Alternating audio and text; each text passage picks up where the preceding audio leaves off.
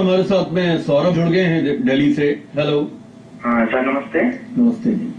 जी sir, मेरा जन्म वर्ष है 13 फरवरी जी 13 फरवरी 1984। 1984। हाँ, टाइम बताइए। सुबह 7:30 बजे सर। और प्लेस बता दीजिए। ये उत्तरांचल में है सर, टिहरी गढ़वाल। उत्तरांचल में है टिहरी। जी हाँ, बताइए क्या पूछना चाहते हैं आप? सर मैं अपनी जॉब्स के बारे में पूछना चाहता हूँ कि गवर्नमेंट जॉब्स लगेगी मेरी, और मुझे मतलब कौन सा कोई रत्न तो शूट करेगा।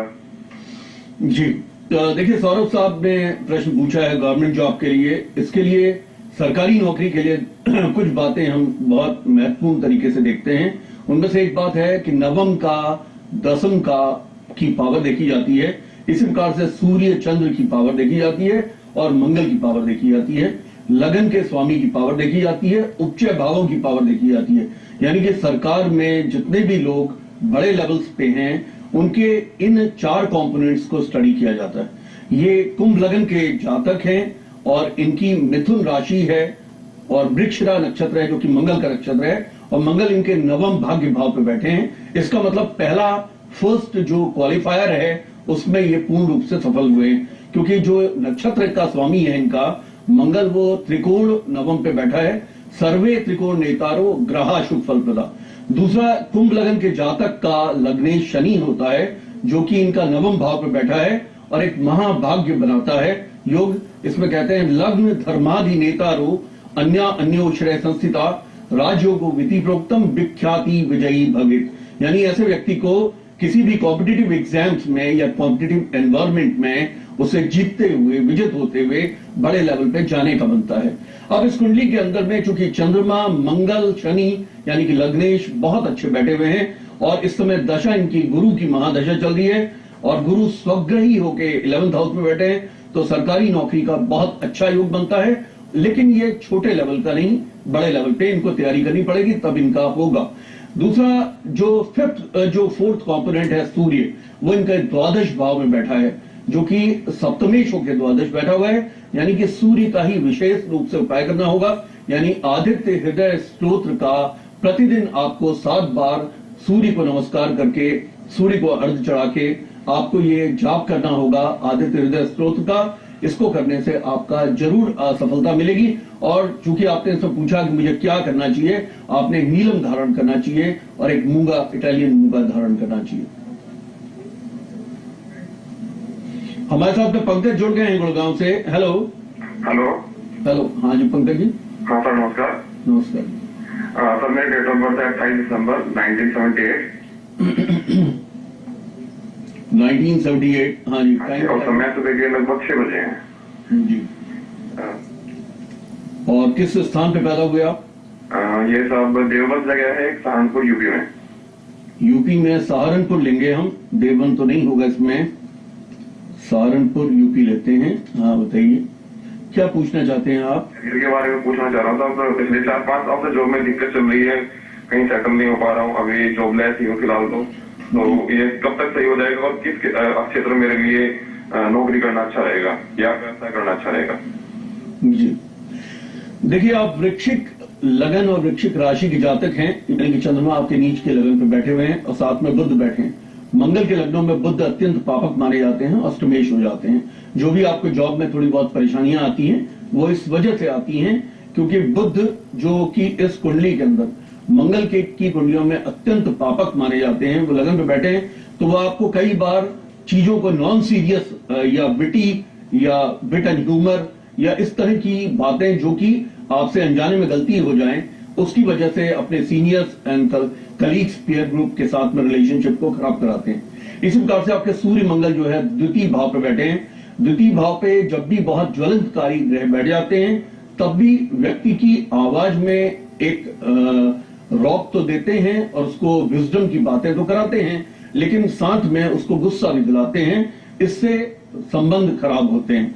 जॉब में बहुत कूल और अच्छा पीआर के साथ में जॉब अच्छा होता है। शुक्र की महादशा चल रही है। शुक्र इसमें 12th भाव में बैठे हुए हैं और शुक्र में गुरु का जब भी अंतर आता है लोगों को जॉब में परेशानी होती है, क्योंकि एक शुक्र जो है वो दैत्यों के गुरु हैं और गुरु जो है वो देवताओं के गुरु हैं।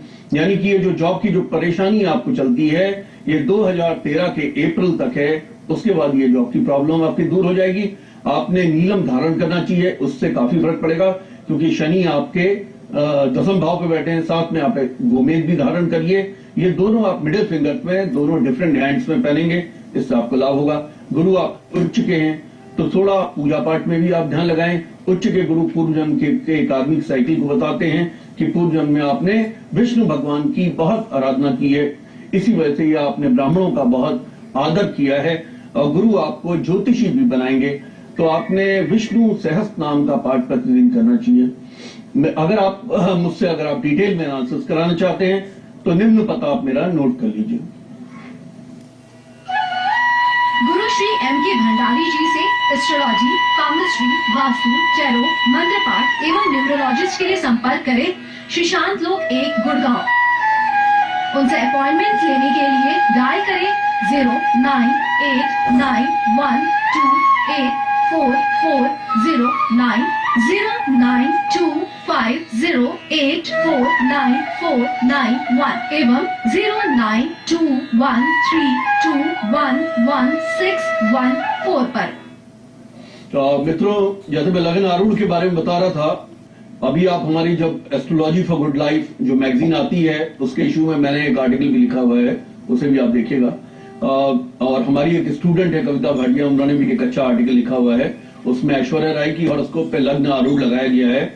लग्न आरूढ़ जिस समय ऐश्वर्या राय की हॉरोस्कोप पे लगाया गया तो जिन दशाओं में 1994 में दशा की शुरुआत में जब Sushmita Sen miss India contest में जिसमें मिस इंडिया यूनिवर्स बनी तो वो मिस इंडिया वर्ल्ड बनी, लेकिन सेकंड पोजीशन पे आने के बावजूद जब वो लंदन में मिस वर्ल्ड कॉन्टेस्ट पे गई, चूंकि उनकी जो दशा थी दशा आरूढ़ के अनुसार बहुत अच्छी चल रही थी, और वो ये बताता था, उसमें ये पता चलता था कि लगन के स्वामी का और दशम के स्वामी का नीच भंग राजयोग की दशा चल रही है, तो इसलिए उनको वहां पे मिस फोटोजेनिक कॉन्टेस्ट में भी वो फर्स्ट आई और उसके बाद मिस वर्ल्ड बनी 1994 में। उनकी हॉरोस्कोप को अगर आप देखें तो अब लगन आरूढ़ की दशाओं के अनुसार पूर्ण रूप से वो सही बनता है। जिस समय पे उनका विवाह होना चाहिए वो विवाह उसी समय पे हुआ, जिस समय पे बच्चा होना चाहिए उस समय पे उनकी बेबी भी अभी 16 नवंबर 2011 में जब उनकी बेटी पैदा हुई ऐश्वर्या राय बच्चन की, तो वो भी दशा आरूढ़ से साफ पता चलता था कि पंचम भाव के स्वामी की दशा आते ही उनको बच्चे का योग बना। लगन आरूढ़ और दशम आरूढ़ बहुत महत्वपूर्ण होते हैं। कभी कभी जो जोड़े हमारे पास आते हैं जिनको वैवाहिक जीवन में किसी भी तरह की परेशानियां होती हैं, तो उस समय पे हम सप्तम आरूढ़ का हम अध्ययन करते हैं, 7वें भाव का आरूढ़ बनाते हैं, तो हमें पता चलता है कि ये वैवाहिक जोड़ चल पाएगा, टिक पाएगा, या इसमें कोई ऐसा थर्ड फैक्टर आ जाएगा, या इसके अंदर कोई ऐसी समस्या आ जाएगी कि आपस में झगड़े प्रसाद में इनका डिवोर्स हो जाएगा। उसी लगन आरूढ़ और सप्तम आरूढ़ को बना के जब हम कोई भी उपाय बताते हैं तो उपाय बहुत सटीक होता है। मित्रों, इसमें वैसे आरूढ़ में मैं आपको इतना कह सकता हूं, आरूढ़ चूंकि चैप्टर 29 में उन्होंने बताया है, इसमें उन्होंने बाद में लिखा है कि गुरु का हमेशा पूजन करना चाहिए। गुरु का एक मैं आपको वैदिक मंत्र बताता हूं, जब आप 3:30 बजे इस प्रोग्राम को या रात्रि में 11 बजे इस प्रोग्राम को दोबारा देखते हैं तो आप इसे रिकॉर्ड कर लीजिए और बजाइएगा। ओम बृहस्पते अति आदर्यो अर्या विमद भात कृत मंजनेकु यदि देयच्छ वस ऋत प्रजात तदस मासु द्रविड़म धेहि चित्रम उपयाम ग्रहितोसि बृहस्पते त्वेकते योनिर बृहस्पतिये त्वा देवानां च ऋषिणां च गुरुं कांच सन्निभं बुद्धिभूतम त्रिलोकेशम तम नमामि बृहस्पति। धन्यवाद। हमारे साथ में राहुल जुड़ गए हैं गुड़गांव से। हेलो राहुल। नमस्कार गुरु जी। नमस्कार जी, बताइए date of birth. Guru ji 27 November 1989। Time बताइए। दिन का 1:45। 1:45 PM बर्थ है। किस स्थान पे पैदा हुए? गुड़गांव में गुरु जी।